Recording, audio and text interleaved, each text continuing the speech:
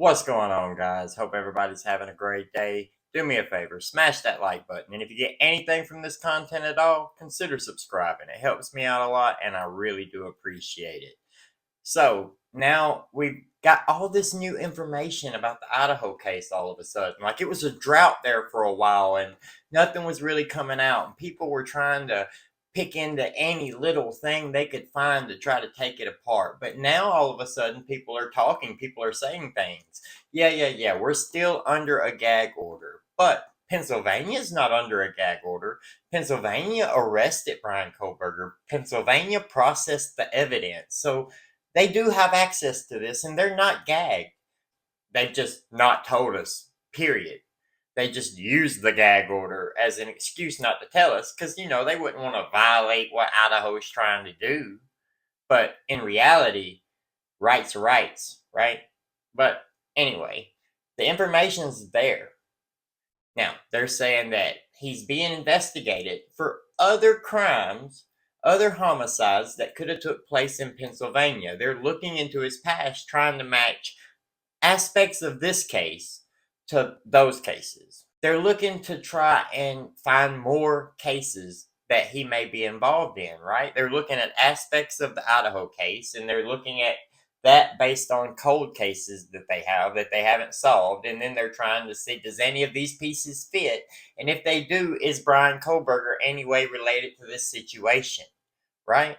They've got all this cell phone data, they've got all this tracking information, they've got his internet history, they have everything that you could use to tear a person apart, right? They have all that access. So if he's done these terrible things over here, they're going to find out, and they should. We expect them to do it. We expect them to do it so much that it's part of their job. And they don't have to announce that, yeah, we're going to compare this against that and, see if it matches. That way, maybe he did this too. Of course you are. That's your job. That's what you're doing. That's not news until you find a case, right? Right? So that was a little bit annoying because they hadn't found a case that he might also be linked to. That's not what they were reporting on. They were just saying, oh, well, there might be some cases that he might. Of course, every high profile case is going to be like that.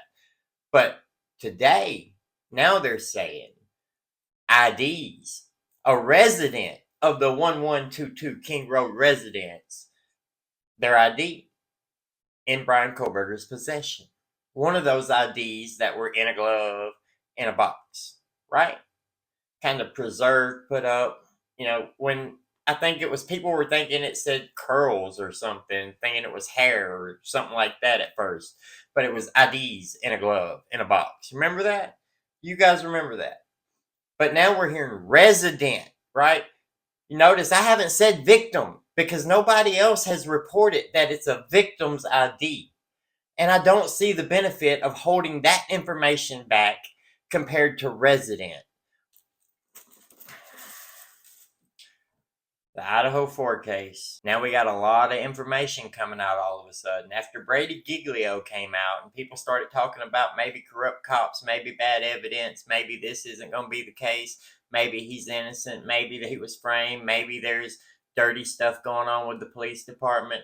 As soon as that started coming out, now we're getting an influx of information about Bryan Kohberger. It was pretty dry for a while, right? Pretty dry for a while. Nothing was coming out. Nobody was really saying nothing. YouTubers were digging into records of, well, they searched for this. Of course they did. But what could that mean? Yeah, it could mean those are stories, as possibilities of something a person could do. Yeah. But does that give us any evidence that it happened here? No.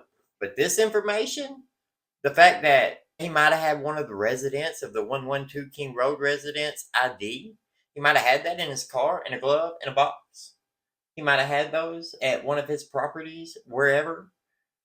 That's what they're saying. They're reporting that, but they're saying residents. You notice that? Have you noticed they haven't said he had one of the victims' IDs? The YouTubers have, but the news agencies, the reports, where these reports are coming from, none of those have said. They just said resident. And people could argue that, oh, well, that's out of respect, or that's because of his presumed innocence. But regardless of his innocence, the victims are victims. The victims were murdered. They're victims, right? So why not call them victims? If he has one of the victims' ID, how is that disrespectful? No, this is giving us information that they're not openly giving us. They're still holding back. They're just letting a little bit of it out. Like, yeah, well, maybe he had one of the residents' IDs. What if that was Dylan Mortensen's ID? What would that mean to you then? What if it was Bethany Funk's ID? What would it mean to you then? Let me know down in the comments below. What's the difference? These are victims. These 4 residents of that address are victims. If you have the person that you're accusing killed them, and you say that he had their IDs, that's a different situation than if the person you're saying killed them has one of the roommates' IDs, right? So it's a pretty good distinction, because if the roommates are connected to Bryan Kohberger, then what else might be connected?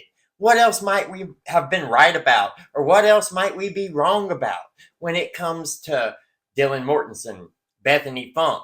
If one of them was close with Bryan, and then there was 8 hours between the murders and the 911 call, that would be huge.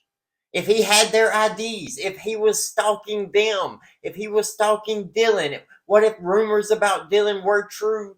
Maybe he's fixated on that. Maybe, possibly, sure. Maybe it was one of the people who actually were the victims. Maybe it's their ID. But why not make that distinction? Huh? It feels like if it was the victim's ID, you would just say that.